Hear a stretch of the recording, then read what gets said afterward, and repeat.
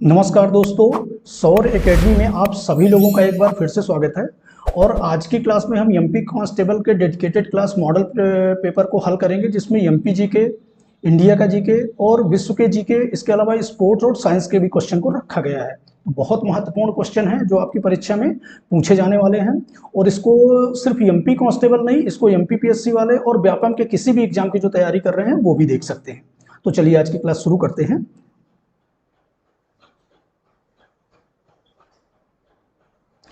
आज का जो पहला प्रश्न है कि भारतीय राष्ट्रीय कांग्रेस की पहली बैठक कहाँ आयोजित की गई थी। भारतीय राष्ट्रीय कांग्रेस की पहली बैठक कहाँ आयोजित की गई थी? तो भारतीय राष्ट्रीय कांग्रेस की जो पहली बैठक आयोजित की गई थी, ये कहाँ? बम्बई में आयोजित की गई थी। और ये कब आयोजित की गई थी? 28 दिसंबर, ये डेट भी याद रखिए, 28 दिसंबर 1885 में। कब आयोजित की गई थी? 28 दिसंबर 1885 में। और जो पहली बैठक की अध्यक्षता किया था वो व्योमेश चंद्र बनर्जी जी ने किया था। किसने किया था? व्योमेश चंद्र बनर्जी जी ने। ये तीनों इफेक्ट याद रखिए। कहाँ? बंबई में, दिनांक 28 दिसंबर 1885। और किसके द्वारा अध्यक्षता की गई थी? तो व्योमेश चंद्र बनर्जी जी के द्वारा। चलिए नेक्स्ट देखते हैं। निम्नलिखित में से किसने भगवत गीता का अंग्रेजी भाषा में अनुवाद किया? भगवत गीता का सबसे पहले अंग्रेजी भाषा में किसने अनुवाद किया था? तो ये चार्ल्स विल्किंस थे। कौन थे? चार्ल्स विल्किंस थे, जिन्होंने भगवत गीता का संस्कृत भाषा से अंग्रेजी भाषा में अनुवाद किया। अंग्रेज कर्मचारी थे जिन्होंने इसका अनुवाद किया था। तो यहाँ पर जो राइट आंसर हो जाएगा चार्ल्स विल्किंस। नेक्स्ट देख लेते हैं। भारत में वैदिक सभ्यता निम्नलिखित में से किस नदी के किनारे फली फूली? भारत की जो वैदिक सभ्यता थी वो किस नदी के किनारे फली फूली? तो यहाँ पे ऑप्शन में देखें तो सरस्वती नदी के किनारे। किस नदी के किनारे? सरस्वती नदी के किनारे। बहुत पवित्र नदी थी पौराणिक काल की, और इसी नदी के किनारे भारत की वैदिक सभ्यता का फली फूली विकसित हुई। नेक्स्ट देख लेते हैं। मध्य प्रदेश के किस जिले में बंदर हीरा प्रोजेक्ट संचालित किया जा रहा है? बंदर हीरा प्रोजेक्ट किस जिले में संचालित किया जा रहा है? तो ये मध्य प्रदेश के छतरपुर जिले में। कहाँ पे संचालित किया जा रहा है? छतरपुर जिले में। और ये किसके द्वारा? तो ये भी याद रखिए, बिड़ला कंपनी के द्वारा। तो ये भी याद रखिए। नेक्स्ट देख लेते हैं। गोविंदगढ़ पैलेस किसके शासकों की ग्रीष्मकालीन निवास था? गोविंदगढ़ जो पैलेस है वो कौन से शासकों का ग्रीष्मकालीन निवास था? तो वो कौन से शासकों का? रीवा के शासकों का। रीवा के शासकों का ग्रीष्मकालीन निवास था। तो यहाँ पे राइट आंसर क्या हो जाएगा? रीवा। नेक्स्ट देख लेते हैं। त्रिकुट पहाड़ी कहाँ स्थित है? त्रिकुट पहाड़ी कहाँ स्थित है? तो त्रिकुट पहाड़ी जो है मध्य प्रदेश के सतना जिले में मैहर नामक स्थान पे। कहाँ पे है? सतना जिला में का मैहर नामक स्थान, जहाँ माँ शारदा देवी जी का मंदिर है और बहुत प्रसिद्ध मंदिर है। और यहाँ पे आल्हा उदल का जलाशय भी है, धार्मिक नगरी है। तो ये भी याद रखिए। तो त्रिकुट पहाड़ी कहाँ स्थित है? ये मैहर में स्थित है। नेक्स्ट देख लेते हैं। कथकली निम्नलिखित में से किस राज्य से संबंधित है? जो कथकली नृत्य है वो किस राज्य से संबंधित है? तो ये केरल राज्य से संबंधित है। किस राज्य से संबंधित है? केरल राज्य से। नेक्स्ट देख लेते हैं। सूर्य के प्रकाश को पृथ्वी तक पहुंचने में कितना समय लगता है? सूर्य के प्रकाश को पृथ्वी तक पहुंचने में कितना समय लगता है? तो 8.3 मिनट लगता है। कितना लगता है? 8.3 मिनट। तो यहाँ पे जो राइट आंसर हो जाएगा 8 मिनट हो जाएगा। ये पूछे जाने वाले क्वेश्चन है और प्रीवियस ईयर पूछे गए क्वेश्चन है। नेक्स्ट देख लेते हैं। नेत्र दोष मायोपिया का दूसरा नाम बताइए। नेत्र दोष मायोपिया का दूसरा नाम क्या है? निकट दृष्टि दोष। निकट दृष्टि दोष में होता क्या है कि जो पास की वस्तुएं होती हैं वो तो स्पष्ट रूप से दिखाई देती हैं, लेकिन जो दूर की वस्तुएं होती हैं वो स्पष्ट रूप से दिखाई नहीं देती हैं। और इसी रोग को क्या बोला जाता है? मायोपिया बोला जाता है, निकट दृष्टि दोष। तो यहाँ पे जो राइट आंसर हो जाएगा निकट दृष्टि दोष। नेक्स्ट देख लेते हैं। निम्नलिखित में से कौन सा विटामिन हमारी त्वचा और आंखों को स्वस्थ रखता है? तो कौन सा विटामिन हमारी त्वचा और आंखों को स्वस्थ रखता है? तो वो कौन सा विटामिन है? विटामिन ए, जो हरी सब्जियां, गाजर, पत्तेदार सब्जियां इत्यादि में पाया जाता है। कौन सा विटामिन है? Vitamin A. और यदि विटामिन ए का रासायनिक नाम की बात करें तो विटामिन ए का रासायनिक नाम क्या है? रेटिनॉल। ये भी याद रखिए। विटामिन ए के रासायनिक नाम क्या है? रेटिनॉल। विटामिन B1 का थायमीन, ये भी याद रखिए। विटामिन बी का थायमीन। विटामिन सी का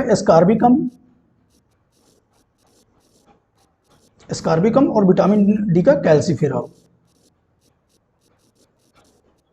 तो इस तरह से इन सबके रासायनिक नाम भी याद रखिए। विटामिन ए का रेटिनॉल, विटामिन बी का थायमिन, विटामिन सी का एस्कॉर्बिकम और विटामिन डी का कैल्सिफेरॉल।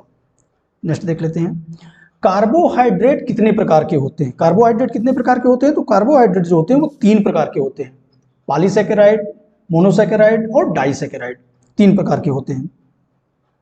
नेक्स्ट देख लेते हैं, निम्नलिखित में से किसने 1923 में स्वराज पार्टी की स्थापना की थी? तो स्वराज पार्टी की स्थापना किसने की थी? तो सबसे पहले मोतीलाल नेहरू और चित्तरंजन दास जी ने की थी। किसने की थी? मोतीलाल नेहरू और चित्तरंजन दास। और कब किया था? 1923 में, जिसमें मोतीलाल नेहरू सचिव थे और चित्तरंजन दास उसके अध्यक्ष थे। तो ये भी याद रखिए। नेक्स्ट देख लेते हैं, निम्नलिखित में से किस देश को लैंड ऑफ थंडरबोल्ट कहा जाता है? किस देश को लैंड ऑफ थंडरबोल्ट कहा जाता है? तो ये भूटान को लैंड ऑफ थंडरबोल्ट कहा जाता है, तो याद रखिएगा। नेक्स्ट देख लेते हैं, मध्य प्रदेश ओलंपिक संघ का मुख्यालय कहाँ स्थित है? मध्य प्रदेश ओलंपिक संघ का मुख्यालय कहाँ स्थित है? तो ये जबलपुर में। मध्य प्रदेश ओलंपिक संघ का मुख्यालय कहाँ स्थित है? जबलपुर में। नेक्स्ट देख लेते हैं, सांची बौद्ध भारतीय ज्ञान अध्ययन विश्वविद्यालय की आधारशिला किस वर्ष रखी गई थी? तो सांची बौद्ध भारतीय ज्ञान अध्ययन विश्वविद्यालय की जो आधारशिला रखी गई थी वो 2012 में रखी गई थी। 21 सितंबर 2012 में श्रीलंका के राष्ट्रपति महिंद्रा राजपक्षे द्वारा रखी गई थी।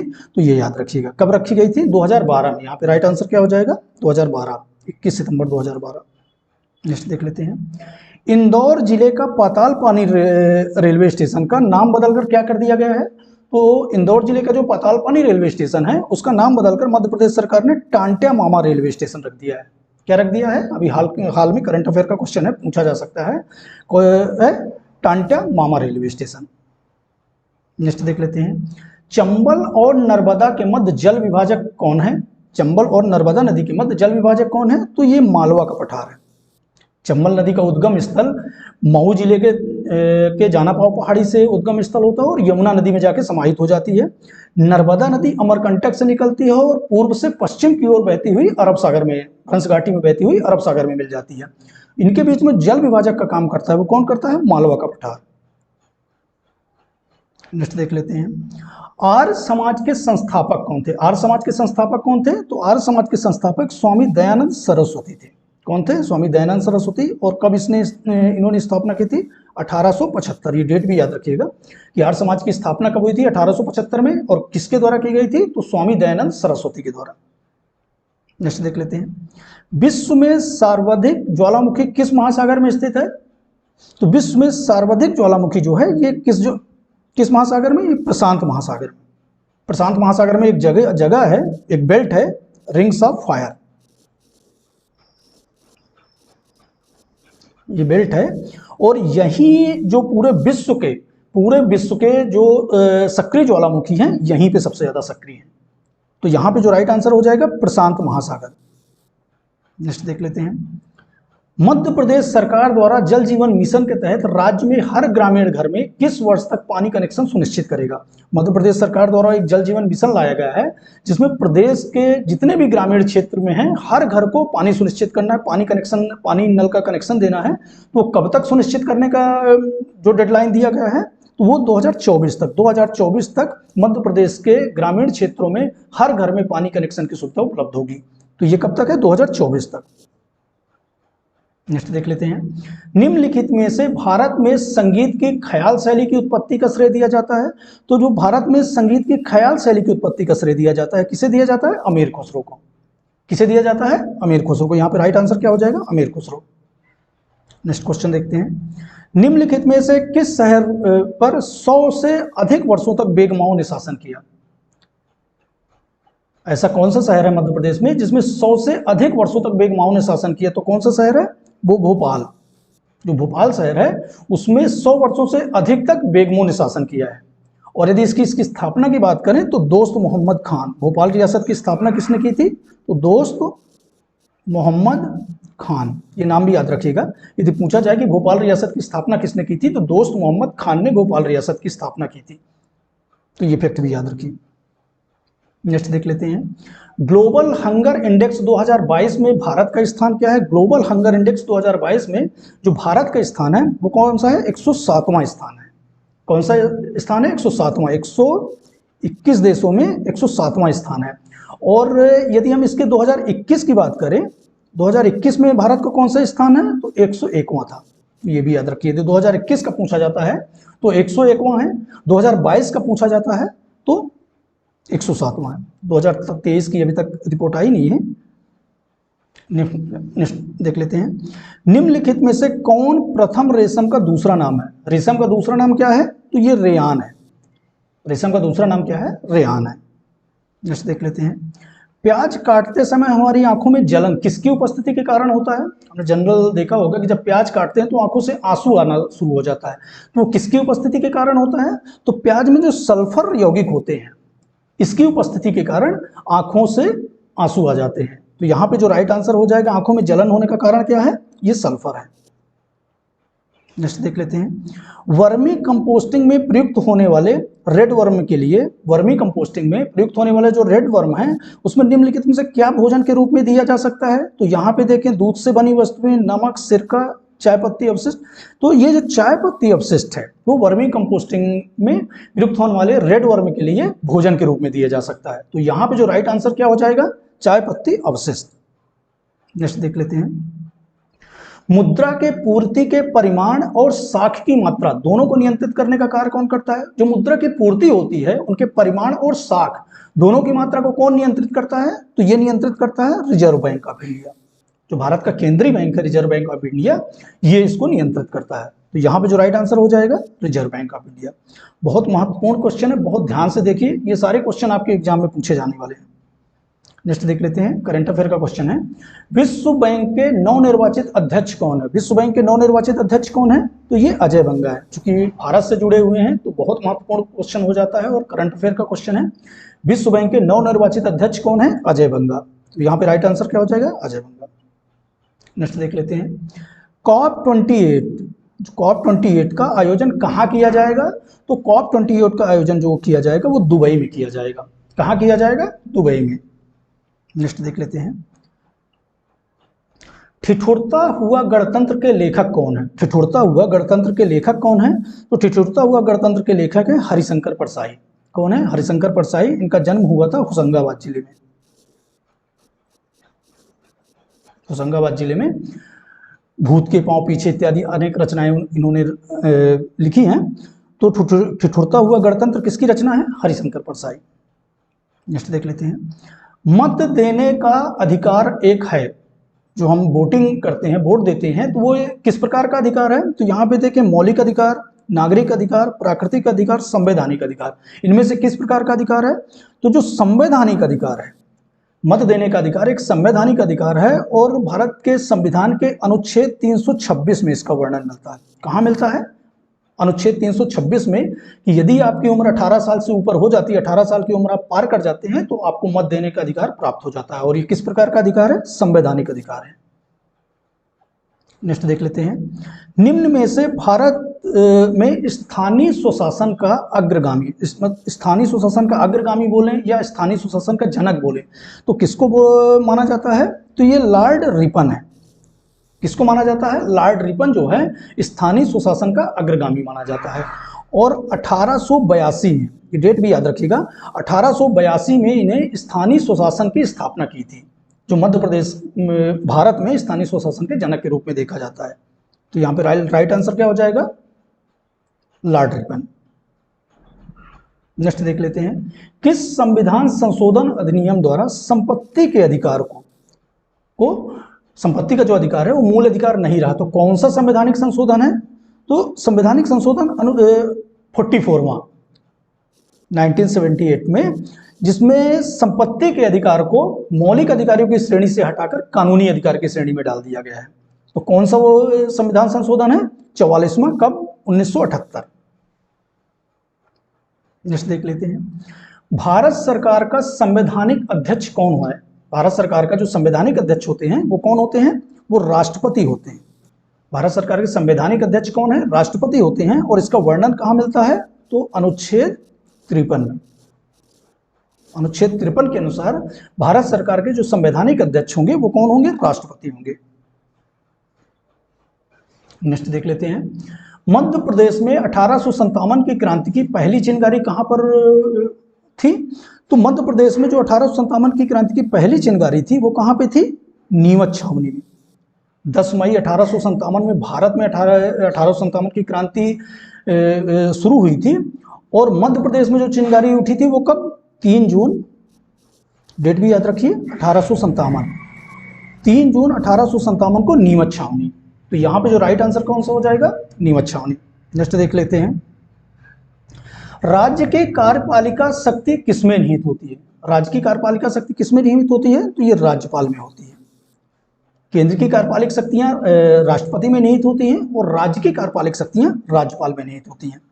राज्यपाल से संबंधित और फैक्ट देख लीजिए, राज्यपाल की जो नियुक्ति करते हैं वो कौन करते हैं? राष्ट्रपति। इनका जो कार्यकाल होता है 5 वर्षों का होता है। 5 वर्षों का होता है, या राष्ट्रपति के प्रसाद पर्यंत, जब तक राष्ट्रपति चाहें ये राज्यपाल रह सकते हैं। एक राज्यपाल एक या एक से अधिक राज्यों के भी राज्यपाल होते हैं, तो ये फैक्ट भी याद रखिएगा। एक ही व्यक्ति एक या एक से अधिक राज्यों के भी राज्यपाल रह सकते हैं, तो ये भी याद रखिएगा। और इनको शपथ कौन दिलाते हैं? तो उच्च न्यायालय के मुख्य न्यायाधीश, या यदि वो मौजूद नहीं है तो कोई भी वरिष्ठतम न्यायाधीश दिलाते हैं, लेकिन शपथ कौन दिलाते हैं? उच्च न्यायालय के मुख्य न्यायाधीश। तो ये सारे फैक्टों को याद रखिए। नेक्स्ट देख लेते हैं, मध्य भारत का दूसरा बड़ा नदी बेसिन कौन सा है? भारत का जो दूसरा बड़ा नदी बेसिन है वो कौन सा है? तो यहाँ पे देखें, Mahanadi basin, Narmada basin, Godavari basin, Kaveri basin. तो जो गोदावरी बेसिन है ये भारत का दूसरा नदी बेसिन है। कौन सा? गोदावरी बेसिन भारत का दूसरा बड़ा नदी बेसिन है। पहला बड़ा नदी बेसिन कौन सा है? तो गंगा नदी, गंगा नदी बेसिन। यदि पहला पूछे तो गंगा नदी बेसिन, और दूसरा पूछ रहा है तो गोदावरी नदी बेसिन। नेक्स्ट देख लेते हैं, खजुराहो का कंदरिया महादेव मंदिर निम्न में से किसने बनवाया था? तो खजुराहो का जो कंदरिया महादेव मंदिर है ये चंदेल शासक कौन थे? धंगदेव। ये नाम भी याद रखिए, चंदेल शासक धंगदेव ने इसका निर्माण करवाया था। तो यहाँ पे जो राइट आंसर हो जाएगा चंदेल, और कौन थे वो शासक? धंगदेव। अकबरनामा किसकी रचना थी? अकबरनामा किसकी रचना थी? तो अकबरनामा जो थी अबुल फजल की रचना थी। किसकी रचना थी अकबरनामा? अबुल फजल। नेक्स्ट देख लेते हैं, भारतीय संविधान के अनुसार कार्यपालिका का प्रमुख होता है। भारतीय संविधान के अनुसार कार्यपालिका का प्रमुख कौन होता है? तो भारतीय संविधान के अनुसार कार्यपालिका के प्रमुख राष्ट्रपति होते हैं। कौन होते हैं? राष्ट्रपति। और इसका संविधान के अनुच्छेद 52 में इसका वर्णन मिलता है। अनुच्छेद 52 में इनका वर्णन मिलता है कि संघ की कार्यपालिका प्रमुख राष्ट्रपति होंगे। नेक्स्ट देख लेते हैं, विश्व रेड क्रॉस दिवस कब मनाया गया? कब मनाया जाता है? तो विश्व रेड क्रॉस दिवस जो है 8 मई को मनाया जाता है। कब मनाया जाता है? 8 मई को। और विश्व रेड क्रॉस की स्थापना किसने की थी? तो हेनरी ड्यूरेंट ने। ये भी याद रखिए, ये नाम याद रखिएगा, हेनरी ड्यूरेंट। कब मनाया जाता है प्रतिवर्ष? 8 मई को। नेक्स्ट देख लेते हैं, विश्व साक्षरता दिवस। विश्व साक्षरता दिवस कब मनाया जाता है? तो विश्व कंप्यूटर साक्षरता दिवस कब मनाया जाता है? तो ये 22 दिसंबर को। विश्व कंप्यूटर साक्षरता दिवस कब मनाया जाता है? ये 22 दिसंबर को। नेक्स्ट देख लेते हैं, अचल शरद कमल ने कॉमनवेल्थ गेम्स 2022 में कितने स्वर्ण पदक जीते हैं? तो अचल शरद कमल ने कॉमनवेल्थ गेम्स 2022 में 3 स्वर्ण पदक जीते हैं। बर्मिंघम में हुआ था। और कितने स्वर्ण पदक जीते हैं इन्होंने? 3 स्वर्ण पदक। तो राइट आंसर क्या हो जाएगा? सी। नेक्स्ट देख लेते हैं, वर्ष 2030 में जो एशियाई खेलों के होने हैं उनकी मेजबानी किस देश के द्वारा की जा रही है? तो 2030 की जो मेजबानी है वो कतर के द्वारा की जा रही है। कौन सा देश? कतर के द्वारा 2030 की मेजबानी की जा रही है। 2026 की जो मेजबानी है किसके द्वारा? जापान के द्वारा। 2026 का पूछा जाए तो ये भी याद रखिए, जापान द्वारा। 2030 का कतर द्वारा। और 2022 का कहाँ हुआ था? चीन में। नेक्स्ट देख लेते हैं, विश्व कुश्ती चैंपियनशिप में स्वर्ण पदक जीतने वाले पहले भारतीय पहलवान कौन से थे? विश्व कुश्ती चैंपियनशिप में जो स्वर्ण पदक जीता था वो कौन पहले भारतीय पहलवान थे? तो सुशील कुमार। कौन थे? सुशील कुमार, याद रखिए। नेक्स्ट देख लेते हैं, 31 मार्च 2023 को आईपीएल का कौन सा संस्करण शुरू हुआ है? 31 मार्च 2023 को जो आईपीएल का संस्करण शुरू हुआ था, कौन सा संस्करण था? तो ये 16वां संस्करण था। जो अभी 2023 में हाल में आईपीएल हुआ था वो कौन सा संस्करण था? 16वां संस्करण था। करंट अफेयर का क्वेश्चन है, पूछा जा सकता है। नेक्स्ट देख लेते हैं, भारतीय संविधान का कौन सा संशोधन शिक्षा के अधिकार विधेयक से संबंधित था?